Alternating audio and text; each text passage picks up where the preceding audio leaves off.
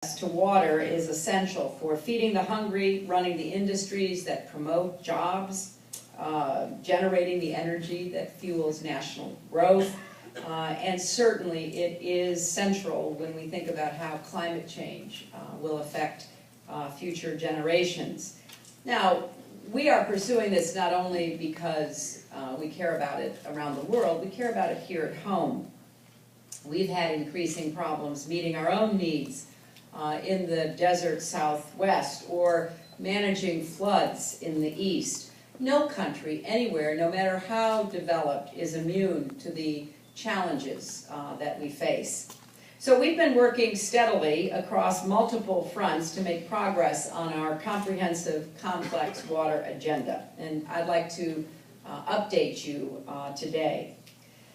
Since I signed our government-wide agreement with the World Bank last year, we have identified 30 activities where various U.S. agencies can work more closely with the World Bank and with each other to improve our individual efforts on water security. USAID and NASA are working together using earth science and satellite technology to analyze water security and other water-related challenges in the Middle East, North Africa, and South Asia. We're working with the international community on the Sanitation and Water for All partnership, which is designed to help countries where access to water remains a critical barrier to growth to build political commitment and capacity to begin solving their own problems. And USAID recently launched the WASH, W-A-S-H, the WASH for Life partnership with the Gates Foundation. It's a very fitting acronym, Water, Sanitation, and Hygiene, or WASH. This project will identify, test, and scale up evidence-based approaches for delivering these services to people in some of the poorest regions of the world. So let's look at one example about how all of this comes together.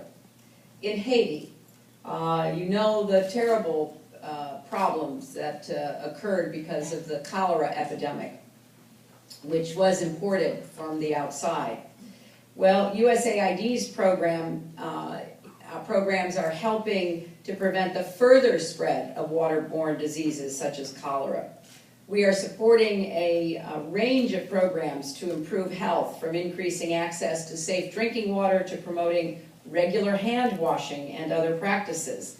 We are also helping farmers use water more efficiently, protecting Haiti's watersheds, a critical source of water, and rehabilitating irrigation systems that provide water to as much as 15,000 hectares of crops so that Haiti can once again become a regional agricultural exporter. We have planted thousands of trees to reinforce riverbanks and to help prevent flooding, which has saved lives and protected property throughout Haiti's productive plains. Now, this kind of work, and that of so many other examples I could give you, is paying off. Last week, the UN announced that we met the Millennium Development Goal to cut in half the proportion of people living without access to safe drinking water. And we reached it almost 4 years ahead of schedule. There aren't many of the MDGs that we've actually achieved. So the fact that we've achieved this one is, I think, not only good in and of itself, but should serve as a spur on others as well.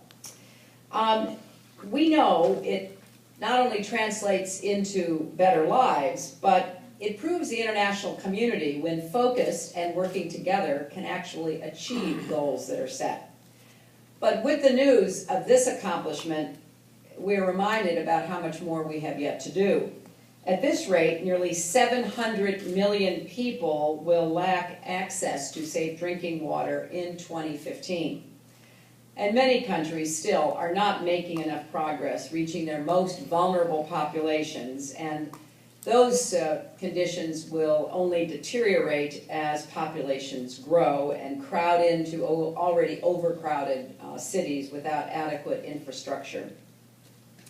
Last year, I called on the intelligence community to conduct a global assessment of the impact water could have and was having on our national security.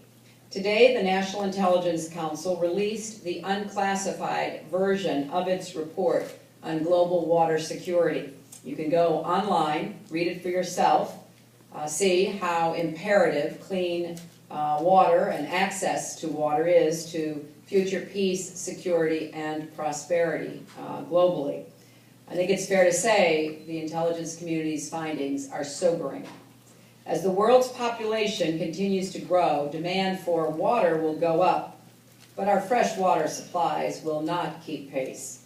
In some places, the water tables are already more depleted than we had thought.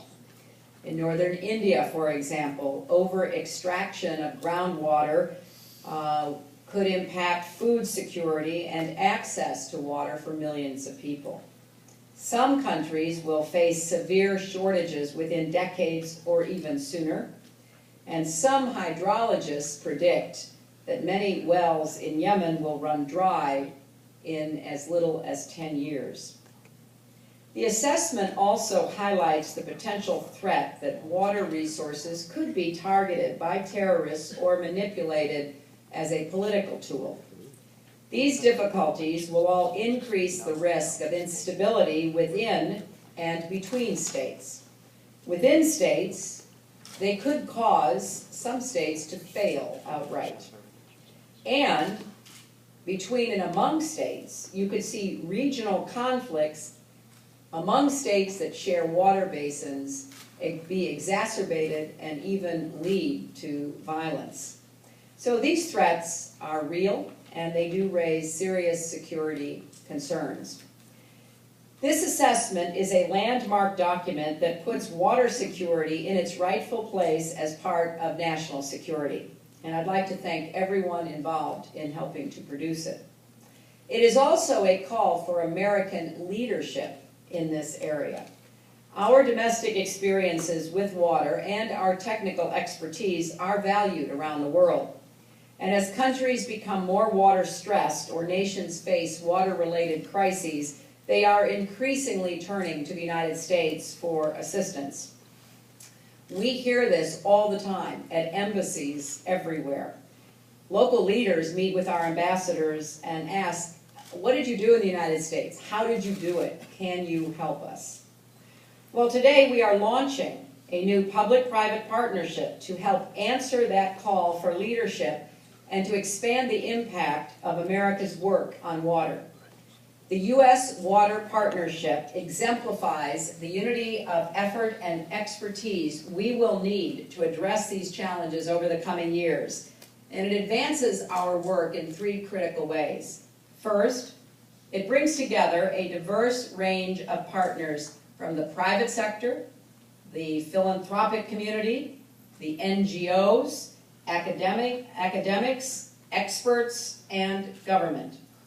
This approach will help catalyze new opportunities for cooperation.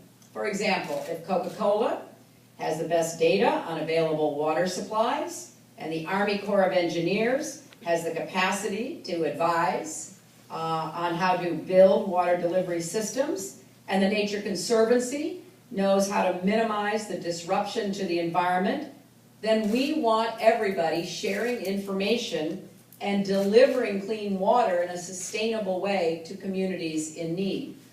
Breaking down silos, barriers, obstacles has been one of my goals as Secretary of State. Within our own government, with multilateral institutions, and between and among governments. Bringing people with varied water experience and expertise together will also force us to look for system-wide solutions. Now, you can't work on water as a health concern independently from water as an agricultural concern. And water that is needed for agriculture may also be water that is needed for energy production. So we need to be looking for interventions that work on multiple levels simultaneously and help us focus on systemic responses. Now, of course, while water is a global problem, solutions happen at the local level. So the second goal of the U.S. Water Partnership is to make all this American knowledge and expertise accessible. The U.S. Water Web Portal will provide a single entry point to our data, best practices and training